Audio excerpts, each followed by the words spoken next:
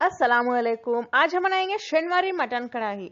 इसे कढ़ाई में बनाया जाता है और बहुत ही ज्यादा मजे की बनती है। ये गोश्त का बहुत सारा पानी भी निकलेगा इसमें। इसे इसके ऊपर का छिलका धीरे से निकाल दें। देखिए इस तरह से निकाल दें, आसानी से निकल जाएगा। इसीलिए टमाटर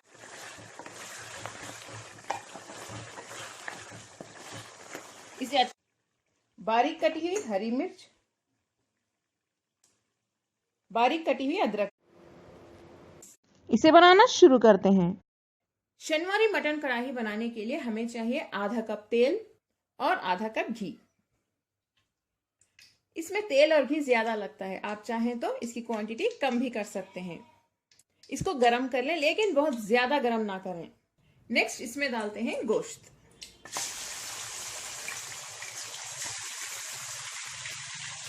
यहां पर मैं ले रही हूं 3/4 kg यानी 750 ग्राम गोश्त। इसे हमें अच्छे से भूनना है घी और तेल में।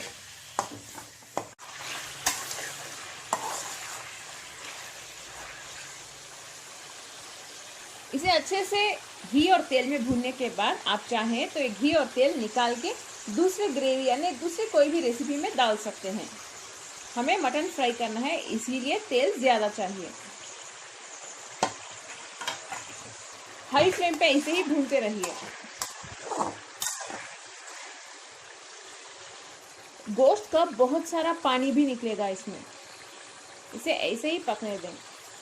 इसे ऐसे ही 10 मिनट के लिए हाई फ्लेम पे फ्राई करते जाइए। देखिए कितना ज्यादा पानी निकला है गोश्त का।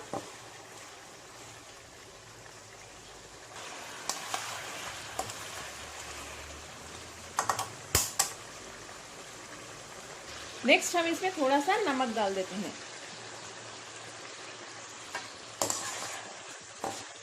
इसे भी मिक्स कर लें।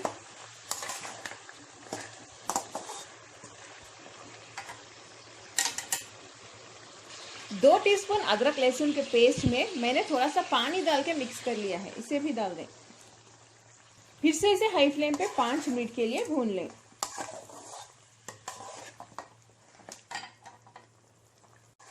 गोश्त देखिए अब बहुत अच्छे से फ्राई हो चुका है, इसका कलर भी चेंज हो गया है। नेक्स्ट हम इसमें पानी डाल देते हैं। इस ग्लास से 2 ग्लास डालिए और जब ये पकना स्टार्ट हो जाए यानी इसमें उबाल आ जाए, इसके ऊपर लिड बंद करके फ्लेम को मीडियम पे रख के पकाएं। गोश्त 90% गलने तक ऐसे ही मीडियम टू लो फ्लेम पे हम पकाते रहेंगे। इसके लिए आधा घंटा लग सकता है, गोश्त के ऊपर डिपेंड है ये।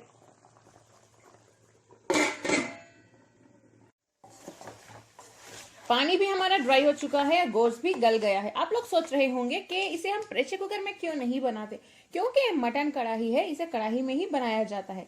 अगर आप चाहें, आपके पास वक्त नहीं या गैस वेस्ट होने का आप लोगों को फिक्र है, तो आप प्रेशर कुकर में भी बना सकते हैं, लेकिन ये टेस्ट नहीं आएगा जो कढ़ाई में आता है। नेक्स्ट इसमें डालिए 5 कटे हुए टमाटर। टमाटर को बस देखिए इस तरह से काट लें, आधा। यहाँ पर टमाटर छोटे साइज के हैं, इसीलिए 5 डाल रही हूँ। मीडियम साइज के हैं तो 4 डाल दें, बड़े साइज के हैं तो 3 डालिए। इसे भी मिक्स कर लें। अब टमाटर को हमें गलाना है। इसे थोड़ी देर के लिए हाई फ्लेम पे रख दें पकने के लिए, साथ ही टमाटर भी गल जाएंगे। जब हमारे टमाटर अच्छे से गलना स्टार्ट हो जाएंगे, तब इसके ऊपर का छिलका धीरे से निकाल दें।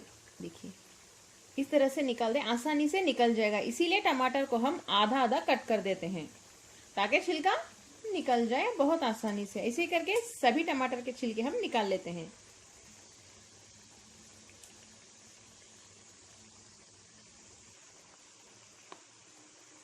इस तरह से सभी टमाटर के छिलके निकालने के बाद टमाटर को देखिए इस तरह से मैश कर लें, ताकि इसमें घुल जाए।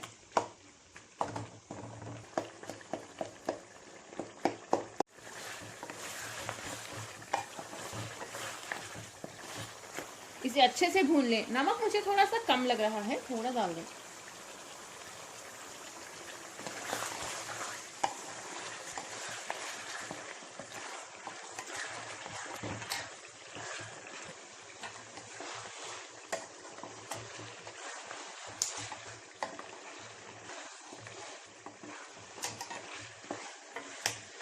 टमाटर तो हमारे कंप्लीटली गल चुके हैं, देखिए।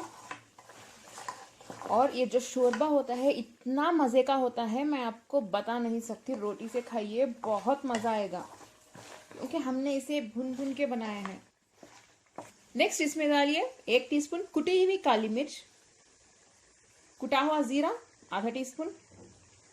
ये बहुत सिंपल रेसिपी है, कम इंग्रेडिएंट्स में बनती है। फ्लेम को लो पे ही रख के इसे मिक्स कर लें। जीरा और काली मिर्च का बहुत अच्छा टेस्ट आएगा इसमें। इस रेसिपी को आप जरूर ट्राई करें। आप इसे चिकन में भी बना सकते हैं, बहुत मजे की बनेगी। चिकन जल्दी भी गल जाता है, इतना वक्त नहीं लगेगा। आखिर में हम इसमें डालेंगे बारीक कटे हुए धनिया के पत्ते, बारीक कटी हुई हरी मिर्च, बारीक कटी हुई अदरक थोड़ी सी, इसे जिंजर जूलियन कहते हैं। देखिए इस तरह से बारीक काट लें, मिक्स कर लें।